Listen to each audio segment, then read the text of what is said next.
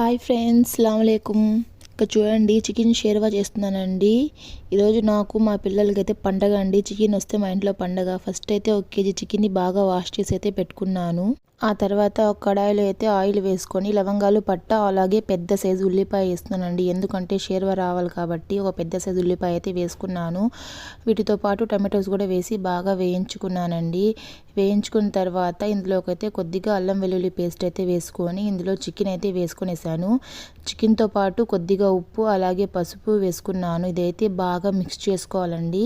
ఇందులోకైతే చాలా వాటర్ అయితే వస్తుంది. ఆ వాటర్ మొత్తం ఈ చికెన్కి పట్టేయాలండి. ఆ వాటర్ కొంచెం కూడా ఉండకూడదు.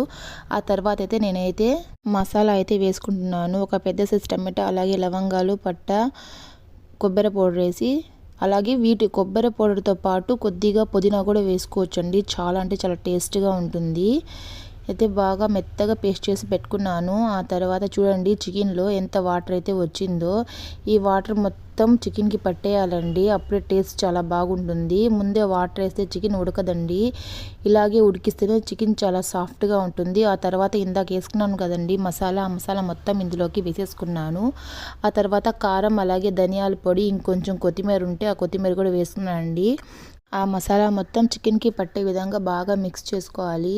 పచ్చి వాసన పోవాలండి. కొబ్బరి వేసాం కాబట్టి పచ్చి వాసన ఉంటుంది. ఆ పచ్చి వాసన పోయిన తర్వాత వాటర్ అయితే వేసుకున్నాను. వాటర్ వేసుకొని మూత పెట్టేశానండి ఒక 10 to 15 మినిట్స్ వరకు.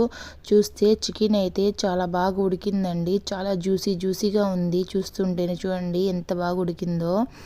చాలా అంటే చాలా సాఫ్ట్గా ఉందండి. టేస్ట్ కూడా చాలా బాగా వచ్చింది.